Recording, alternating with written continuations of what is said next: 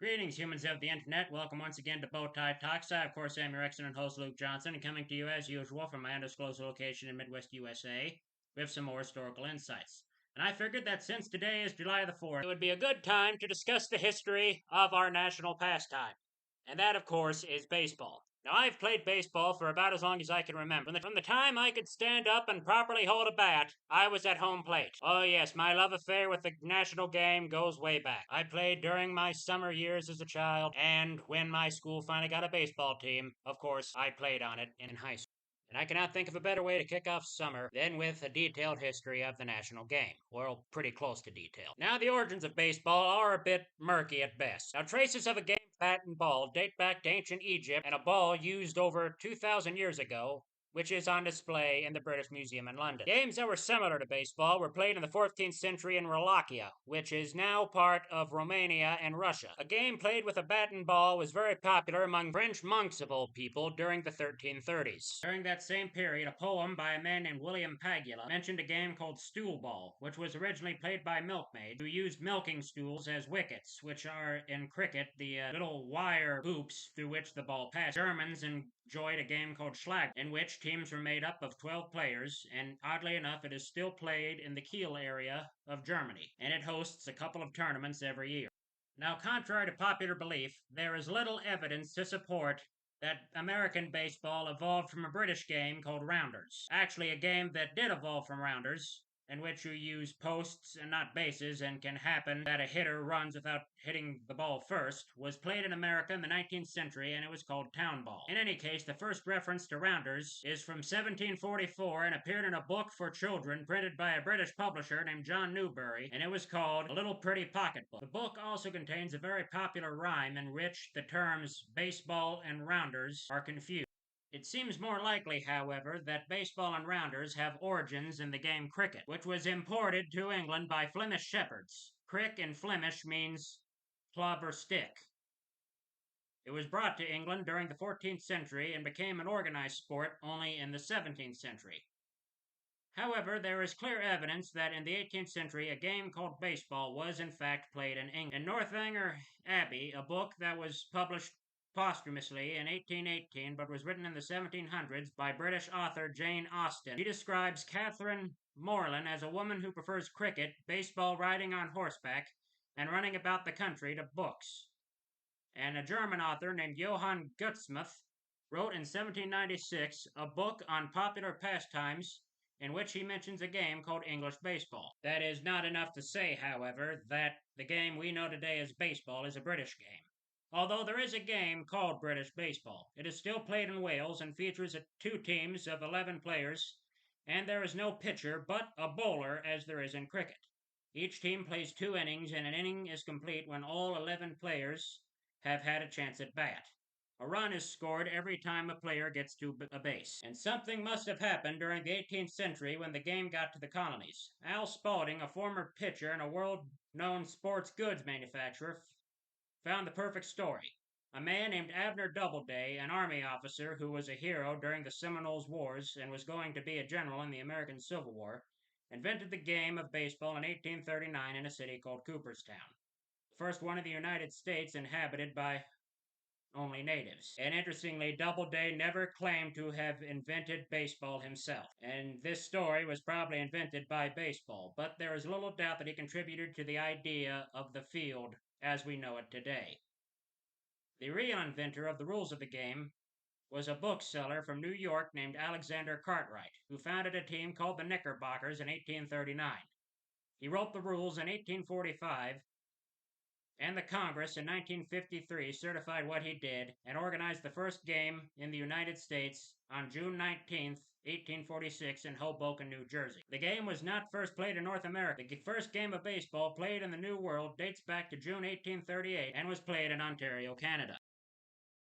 1854 prescribed the weight and the size of the ball, along with the dimensions of the infield. And interestingly, these specifications have not been altered since that time. And the National Association of Baseball Players was organized in 1857, comprising clubs from New York City and its vicinity. In 1859, Washington, D.C. organized a ball club, And in the next year, clubs were formed in Lowell, Massachusetts, Albany, Pennsylvania, and Hartford, Connecticut. And the game continued to spread after the Civil War to Maine, Kentucky, and Oregon. And baseball was soon on its way to becoming a national pastime. It was widely played outside the cities, but big city clubs were the dominant force. In 1865, a convention was called to confirm the rules and the amateur status of baseball and brought together 91 amateur teams from such cities as St. Louis, Missouri, Chattanooga, Tennessee, Louisville, Kentucky, Washington, D.C., Boston, Massachusetts, and Philadelphia, Pennsylvania. And following the Civil War, two important developments in the history of baseball happened. And that would be the spread of the sport to Latin America and Asia, and the professionalism of the sport in the United States. Now, the early baseball clubs, such as the New York Knickerbockers, were clubs in every sense of the word. Members paid dues, the emphasis was on fraternity and socializing, and baseball games were played largely among members. But the growth of baseball's popularity soon attracted commercial interest. In 1862, a man named William Pamier of Brooklyn, New York, constructed an enclosed baseball field with stands and charged admission to games. Following the Civil War, this practice quickly spread, and clubs soon learned that games with rival clubs and tournaments drew larger crowds and brought prestige to the winners. The inter-club games attracted the interest and influence of gamblers. With a new emphasis on external competition, clubs felt pressure to field quality teams. Players began to specialize in playing one single position, and field time was given over to a club's top players so they could practice. Professionalism began to appear about 1865 to 1866, as some teams hired skilled players on a per game basis. Players were either paid for playing or were compensated with jobs that required little to no actual work. Amateur players resented these practices and the gambling and bribery that often accompanied them. But the larger public was hypnotized by the intense competition and the rivalries that developed. The first publicly pronounced all professional team, the Cincinnati Red Stockings, was organized in 1869. It toured that year, playing from New York City to San Francisco, California, and winning some 56 games and tying one game. The team's success, especially against the Haddle clubs of New York, resulted in national notoriety and provided the superior skill of professional players. The desire of many other cities and teams to win such acclaim guaranteed the professionalization of baseball, although many players remained nominally in the Amateur National Association of Baseball Players until the amateurs withdrew in 1871. Thereafter, professional teams largely controlled the development of baseball. Now, the National Association of Professional Ball Players was formed in 1871. The founding teams were the Philadelphia Athletics, the Chicago White Stockings, who would also play as the Chicago Colts and the Chicago Orphans before becoming the Cubs. The American League Chicago White Sox was not formed until 1901. 1900, actually. The Haymakers of Troy, New York, the Kekiongas of Fort Wayne, Indiana, the Olympics of Washington, D.C., and the Mutuals of New York City. The league disbanded in 1876 with the founding of the rival National Professional Baseball Players. The change from a players' association to one of clubs was particularly significant. The teams making up the new league represented Philadelphia, Hartford, Connecticut, Boston, Massachusetts, Chicago, Illinois, Cincinnati, Ohio, Louisville, Kentucky, St. Louis, Missouri, and New York City. And in 1881, was formed with teams from cities that were not members of the National League, and teams that had been expelled from the league, such as Cincinnati, which was disciplined in 1880 for playing games on Sunday and allowing liquor on the grounds. In 1890, the National League tried to limit salaries to a $2,000 maximum for pitchers. The players formed the Players' League, but it quickly failed. The American Association unsuccessfully challenged the National League and late in 1891 merged it with a 12-team league that constituted a monopoly, which was an arrangement that prevailed through 1899. And by 1900, the National League had shrunk to 8 teams: Boston, Brooklyn, Chicago, Cincinnati, New York City, Philadelphia, and Pittsburgh, and St. Louis. and it remained so constituted until 1953 when the Boston Braves moved to Milwaukee, Wisconsin. The Western League was organized in 1893 and had, as can be assumed by the name, Midwestern members. When in 1900 Charles Comiskey moved his St. Paul, Minnesota team to Chicago as the White Sox, and the Grand Rapids, Michigan team shifted to Cleveland as the Indians, the National League agreed to the moves. However, when permission was asked to put teams in Baltimore, Maryland, and Washington, D.C., the National League balked, and the baseball war was on. The Western League named the American League and officially elevated to Major League status in 1901.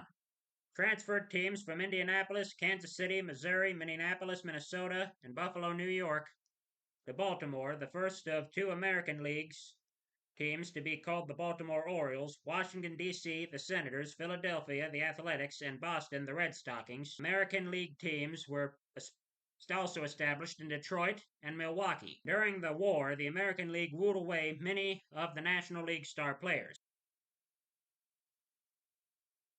In 1903, the leagues agreed to prohibit single ownership of two clubs in the same city and the shifting of franchises from one city to another by either league without permission of the other. They also established rules for transferring players from one league to the other and for moving minor league players into the majors.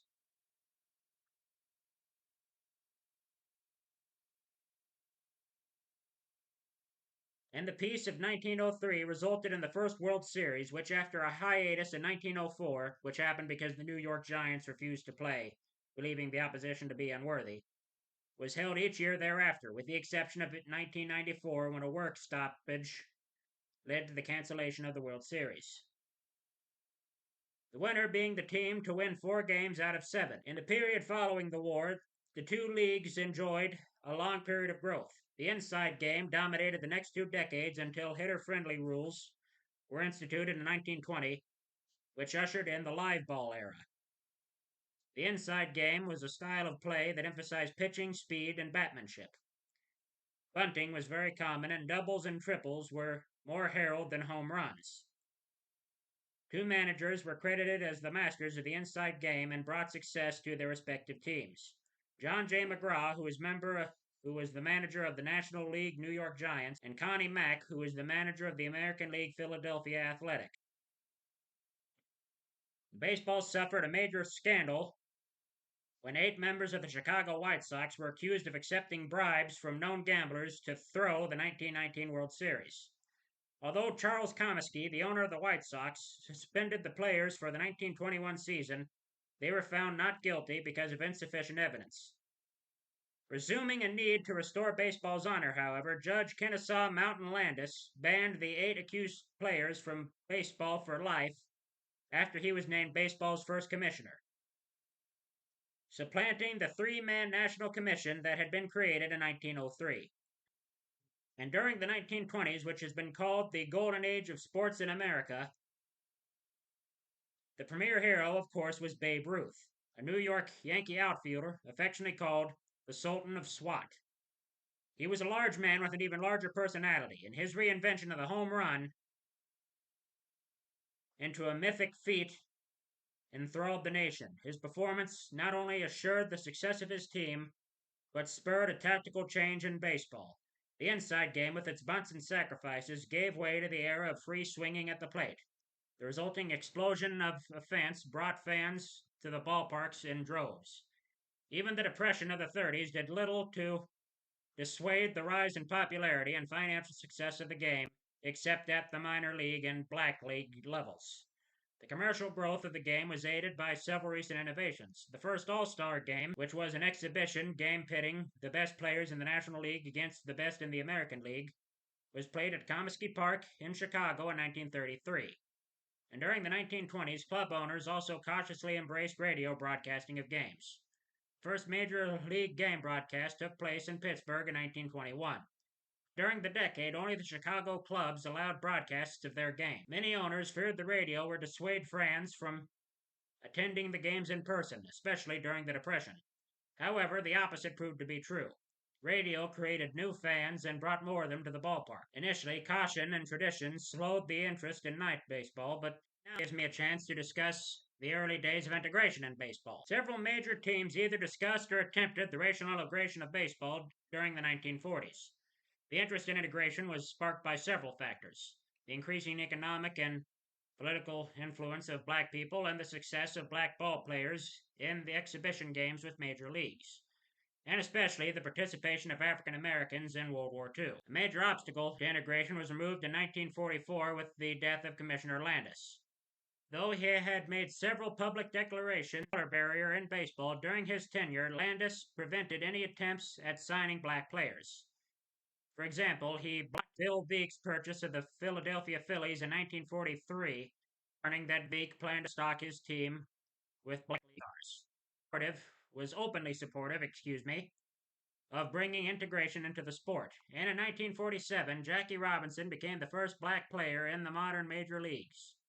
His arrival was the result of careful planning by Brooklyn Dodgers president Branch Rickey, who you would know about if you ever seen the movie 42. Man, that's a great movie. Who began researching the idea of signing a black player and scouting for the right individual when he joined the Dodgers in 1942. In a meeting with Robinson in 1945, Branch Rickey badgered the player for several hours about the abuse and hostility he would receive from players and fans and warned him that he must not retaliate. Robinson agreed and spent the 1946 seasons with the Dodgers minor league franchise in Montreal in preparation for playing in the big leagues. His first season with Brooklyn was marred by all the hostility that Branch Rickey did, even from a handful of teammates. But it was also marked by Jackie Robinson's determined play, which eventually won over fans and opponents, as well as helping the Dodgers win the National League pennant and earning him the Rookie of the Year award. Robinson, who was named MVP in the National League after his third year, was followed into the major leagues immediately by Larry Doby in 1948 by Satchel Paige. Both played for the American League Cleveland Indians, who won the World Series in 1948. Despite the successes, of Robinson, Doby, and Page, full integration of the major leagues came about slowly and was not completed until 1959 when Elijah Green joined the Red Sox. And the impact that black players had on baseball was significant. They brought over from the black leagues an aggressive style of play that combined power hitting with daring base paths. Black players soon established themselves as major league stars. In the 1950s and 60s, players such as outfielders Willie Mays and Hank Aaron and pitcher Bob Gibson posted statistics that ranked them among the best ever to play the game. And later, Reggie Jackson, Ozzie Smith, and Barry Bonds were the definitive players of their respective eras. In 1962, Robinson became the first black player inducted into the Baseball Hall of Fame. And in the 1970s, membership in the Hall was open to the bygone stars of the black leagues. And by that time, the acceptance of black players had become commonplace. However, inclusion of minorities in coaching and administrative positions was virtually non-existent. In 1961, Gene Baker became the first African American to manage a minor league team. And in the 1960s, there were only 2 African American coaches in the major leagues. And in 1975, the Cleveland Indians made Frank Robertson the first black field manager in the major league history. And with that, I'm afraid I will have to wrap things up. Sorry, but I'm afraid this is just too much information for one podcast. But thank you for joining me on this trek through baseball history. And with that, I say goodbye and God bless.